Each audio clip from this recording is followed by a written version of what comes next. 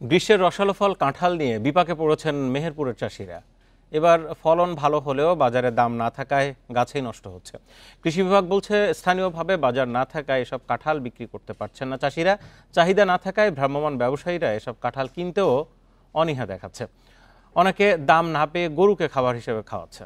ব্যবসায়ীরা বলছেন গত বছর যে কাঁঠাল ৮০-৯০ টাকায় কিনেছেন এবার তা ৩০ থেকে ৪০ টাকায় কিনেও বিক্রি করতে বেগ পেতে হচ্ছে। জেলায় এবার কাঁঠালের উৎপাদন লক্ষ্য ধরা হয়েছে ৫,৩০০ মেট্রিক টন। পুরো অবস্থা বান পড়ে আছে, পানির লোক নাই, গরু ছাগলে ফেলছে, কাটছে, মানুষ একটাও খাইছে না। কাঁঠাল ৮০-৯০ টাকা কিনে দিই, সেই কাঁঠাল এই ৪০ টাকা কিনতে পারছি। বাগান এই বাগানওয়ালারা বেচছে না, আমরা কিনে যাই বেচতে পারছি মোকামে। বাজার না থাকার কারণে এই উৎপাদিত কাঁঠালগুলো আমরা বিপণনের সমস্যার সম্মুখীন হচ্ছি। তো আমরা এই বিষয়ে কৃষি বিপণন অধিদপ্তর তাদের সাথে কথা বলেছি এবং ডিসি মহোদয়ের সাথে কথা বলেছি আমাদের মেহেরপুরে কোনো স্থানীয়ভাবে বিপণন ব্যবস্থা করা যায় কিনা। যদি করা যায় তাহলে আমাদের কাঁঠালগুলো বিক্রি করতে পারবো।